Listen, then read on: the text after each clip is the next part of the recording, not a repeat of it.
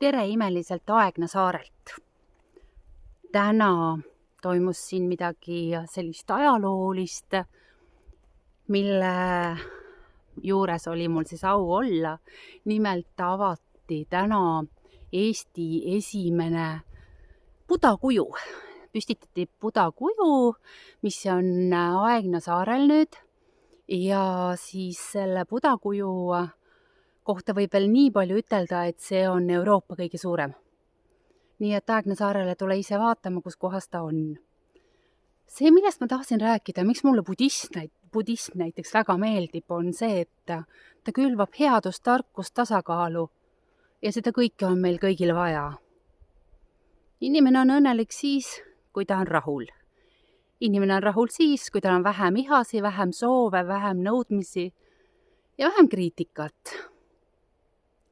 Budakuju avamine ja siin olek praegu selles mõnusas vaikuses ja looduse keskel, kus on meeletult ilus, meri ümberringi. Siin on äärmiselt ilus ja tore ja rahulik ja mõtlesin, et jagan sinuga ühte mõtet. Nimelt, et on hästi oluline endal aeg-ajalt meelde tuletada. Mõtle head, ütle head, tee head. Ja et igas meie välja öeldud sõnas on killukene meie hinge õhku. Igaüks meist võiks mõelda sellele, et milliste sõnade peale ta seda hinge õhku kulutab.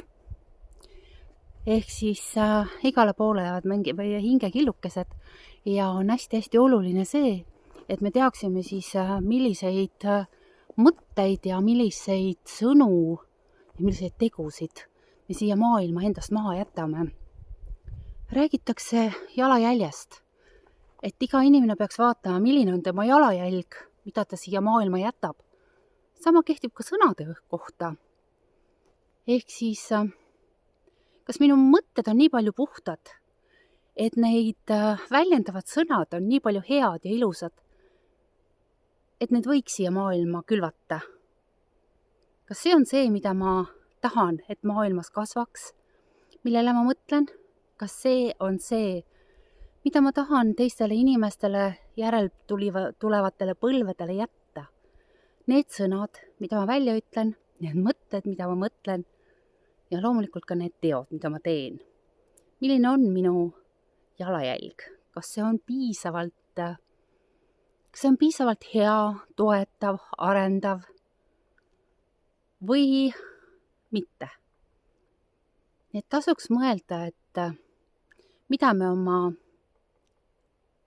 me endast siia maailma jätame ja kuidas jätta võimalikult palju head ja ilusat maailma. See oleks mul siukene tänane väikene mõte, mille peale mina mõtlen ja mille peale ma soovitan ka sinul mõtelda.